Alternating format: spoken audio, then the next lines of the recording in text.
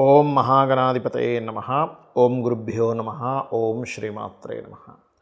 పరమేశ్వర స్వరూపమైనటువంటి జ్యోతిష, వాస్తు మరియు ఇతర అనేకమైనటువంటి శాస్త్రములను మనకు అందించినటువంటి మహర్షులకి నమస్కారం. హయగ్రీవ హయగ్రీవ హయగ్రీవేతియో వదేత్ తస్య నిస్సరతేవాణి జనుగన్యా ప్రవాహవత్.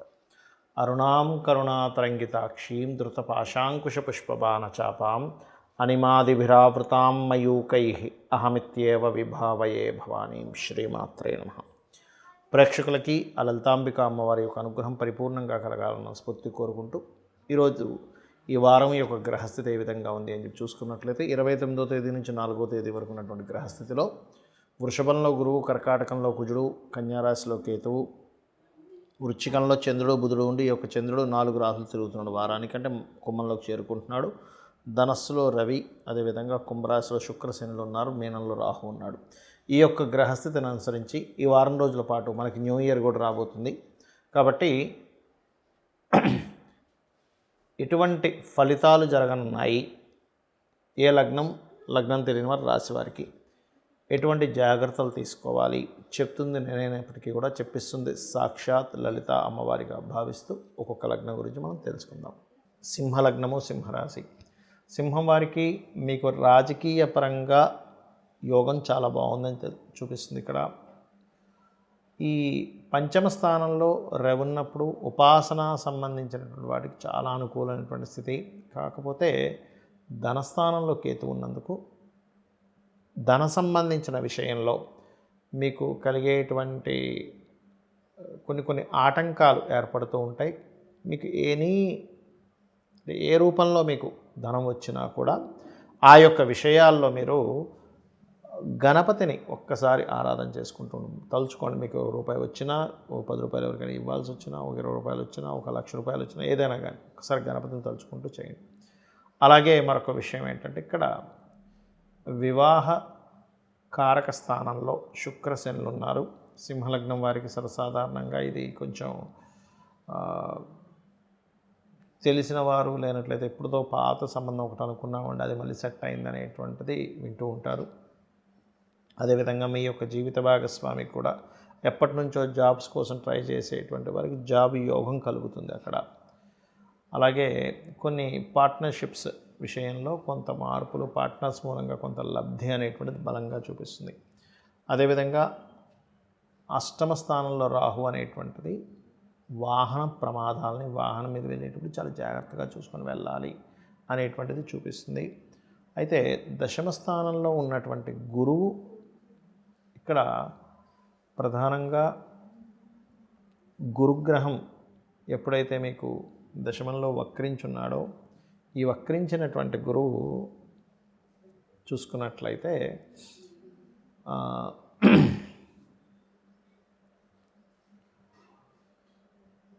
ఉన్న ప్రదేశం నుంచి ఇతర ప్రదేశాలకు వెళ్ళి ఉద్యోగం కోసం ఇతర ప్రదేశాలకు వెళ్ళడం వల్ల అనేటువంటిది ఇక్కడ యోగం చూపిస్తుంది. వక్రగతి వల్ల ఇన్వెస్ట్మెంట్స్ చేసేటప్పుడు ప్రధానంగా మీరు ఈ యొక్క 29, 30 తేదీలు కాస్త జాగ్రత్తగా ఉండాలి. ఇక మీరు చేయవలసినటువంటి దేవత ఆరాధన ఏమిటి అని చెప్పి చూసుకున్నట్లయితే సూర్యుడిని ఎక్కువగా ఆరాధించండి. దత్తాత్రేయుడి యొక్క నామస్మరణ ఎక్కువగా చేయండి. అన్ని విధాలా మీకు బాగుంటుంది. కొత్త సంవత్సరంలోకి అడుగు పెట్టబోతున్నాం కాబట్టి ఈ వారంతో జాతకం తెలిసిన వారు కావచ్చు, తెలియని వారు కావచ్చు, ముఖ్యంగా తీసుకోవాల్సినటువంటి జాగ్రత్తలు ఏమిటి గుర్తుపెట్టుకోండి. ఇక్కడ ఈ సంవత్సరంతో ప్రధానంగా అంటే మనకి ఉగాది కొత్త సంవత్సరం, కానీ జనవరి నుంచి డిసెంబర్ క్యాలెండర్ కూడా మనకు మారుతుంది కాబట్టి చెప్పుకుంటూ ఉంటాం. ఇక్కడ ప్రధానంగా మనం తీసుకోవాల్సింది ఈ సంవత్సరంలో ఏప్రిల్ 29వ తేదీ మార్చి 29వ తేదీ నుంచి శని మారుతున్నాడు. ఈ శని ఇక్కడికి వెళ్ళిపోతాడు మార్చి 29వ తేదీ నుంచి. గురువు మే 15వ తేదీ నుంచి మారుతాడు. కేతువు, రాహు ఇద్దరు కూడా మే 30వ తేదీ నుంచి కేతువు ఇక్కడికి, రాహు ఇక్కడికి వెళ్తున్నాడు. అయితే ఇందులో ప్రధానంగా మనకి మేజర్ ప్లానెట్స్ ఎప్పుడైతే మారతాయో గుర్తుపెట్టుకోండి. ఇప్పుడు నేను చెప్పిన డేట్స్ని బాగా గుర్తుపెట్టుకోండి. ఈ మే 30 రాహుకేతులు మారుతున్నారని చెప్పుకున్నాం కదా. మే 30కి జూన్ నుంచి ఇంక రాహుకేతులు ఇక్కడికి వచ్చేస్తారు. కాబట్టి ఎప్పుడు కూడా ఒక గ్రహం మారేటప్పుడు, గోచారంలో గ్రహాలు మారేటప్పుడు రాహువు కేతు ఒకటేసారి మారుతారు ఎప్పుడు, ఎందుకంటే ఆ రెండు నోట్స్ కాబట్టి. మీ జన్మజాతకంలో మీకు గనక రాహు దశ కానీ కేతు దశ కానీ నడుస్తున్నట్లయితే ఖచ్చితంగా రాహుగ్రహం దగ్గర కేతుగ్రహం దగ్గరికి వెళ్ళి దీపారాధన చేయండి. మరి రాహుదశ కానీ కేతు దశ కానీ నడవకపోతే చేయాలా వద్దా అంటే చేయాలి. ఎందుకంటే కాలం మారుతున్నప్పుడు మనం ఎలా అయితే కొన్ని జాగ్రత్తలు తీసుకుంటామో, same as it is Rahu కాలానికి కారకుడు, కేతువు మోక్షానికి కారకుడు. కాబట్టి మీకు ఆ మహాదశ నడుస్తున్నా నడవకపోయినా కూడా ఈ జాగ్రత్తలు ఖచ్చితంగా తీసుకుంటూ గణపతి ఆలయము మరియు దుర్గాదేవి ఆలయాన్ని సందర్శించండి. రాహుకేతులు మారే రోజు లేదా ముందు నుంచి ఒక వారం రోజుల ముందు నుంచి వెళ్ళినా సరే ఆ గ్రహాలు మీకు ఇచ్చేటువంటి ఫలితాలు కంప్లీట్గా పాజిటివ్ ఫలితాలు ఇస్తాయి. ఎలాంటి పాజిటివ్ ఫలితాలు ఇస్తాయి? ఒకవేళ రాహువు దగ్గర కనుక మీరు దీపారాధన, కేతు దగ్గర దీపారాధన చేస్తాయంటే, రాహువు దగ్గర దీపారాధన చేసి దుర్గా ఆలయానికి వెళ్ళడం ద్వారా విదేశీ సంబంధించినటువంటివి ఏవైతే మీరు ప్రయత్నాలు చేస్తుంటారో, అంటే విదేశాలకు వెళ్ళి ఉద్యోగం చేయడము, లేదా విదేశాల్లో స్థిరపడాలని చేసేటువంటి ప్రయత్నము, లేదా సాఫ్ట్వేర్ రంగాల్లో స్థిరపడాలని చేసే ప్రయత్నం, ఇవన్నీ కూడా కలిసి వస్తాయి.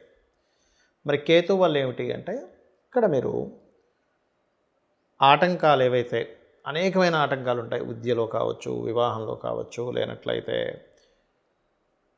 సంతానాన్ని పొందేటువంటి విషయంలో కావచ్చు, ఒక ఉద్యోగాన్ని పొందే విషయంలో కావచ్చు, ఒక కన్స్ట్రక్షన్ చేసే విషయంలో కావచ్చు, జరుగుతున్నటువంటి ఆటంకాలు చాలా మటుకు తగ్గుతాయి మీరు కేతుగ్రహం దగ్గర దీపారాధన చేయడము మరియు గణపతి ఆరాధన చేయడం వల్ల.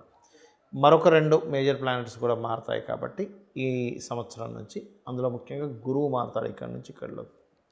అయితే గురువు ఎప్పుడు కూడా బుధుడి యొక్క రాశుల్లోకి వెళ్ళినప్పుడు సర్వసాధారణంగా ఓవరాల్గా మనకి కొత్త సంవత్సరం రాబోయే విశ్వవసునామ సంవత్సరం ఎప్పుడైతే మార్చి 29వ తేదీ నుంచి వస్తుందో, అది పర్టికులర్గా ఇచ్చే రిజల్ట్ ఏమిటి అంటే, అక్కడ మాత్రం 100% ఆ గురువు బిజినెస్ రిలేటెడ్, అందులో ముఖ్యంగా ఇక్కడి నుంచి ఇది మారినప్పుడు కూడా మీరు గురుగ్రహం దగ్గర దీపారాధన చేయడము, దత్తాత్రేయ పారాయణ చేయడం అనేటువంటిది మంచి చక్కటి ఫలితాలు ఇస్తుంది. అయితే ఎవరికైనా కానీ బిజినెస్ రంగాల్లో ఉండేటువంటి వారు ముఖ్యంగా వాళ్ళకి బుధ మహర్దశలు కానీ గురు మహర్దశలు కానీ నడుస్తుంటే కనుక వారికి బిజినెస్ డీల్స్ రిలేటెడ్ సంబంధంగా చాలా బాగుంటుంది. ఇక కర్మకారకుడు శని ఇక్కడి నుంచి ఇక్కడ మారేటప్పుడు కొన్ని రాసులకి ఏలినాటి శని అయిపోతుంది, కొన్ని రాసులకి ఏలినాటి శని ప్రారంభమవుతుంది, కొన్నిటికి అర్ధాష్టమ శని అయిపోతుంది, అర్ధాష్టమ శని ప్రారంభమవుతుంది. ఎవరెవరికి అంటే, అష్టమ శని కర్కాటకం వారికి అయిపోతుంది, సింహం వారికి స్టార్ట్ అవుతుంది. వృశ్చికం వారికి అర్ధాష్టమ శని అయిపోతుంది, ధనస్సు వారికి ప్రారంభం అవుతుంది. ఈ యొక్క మకరం వారికి ఏలినాటి శని అయిపోతుంది ఆల్మోస్ట్. అదేవిధంగా ఈ యొక్క మేషం వారికి ప్రారంభం అవుతుంది. ఈ యొక్క కుంభరాశి వారికి ఇంకొక 5 సంవత్సరాల 9 నెలలు ఉంటుంది, 5 సంవత్సరాలు 3 నెలలు ఉంటుంది ఆల్మోస్ట్. ఈ మీనం వారికి అంటే దాదాపుగా ఇక్కడ కుంభం వారికి 2 సంవత్సరాల 9 నెలలు ఉంటుంది, మీనం వారికి 5 సంవత్సరాల 3 నెలలు ఉంటుంది.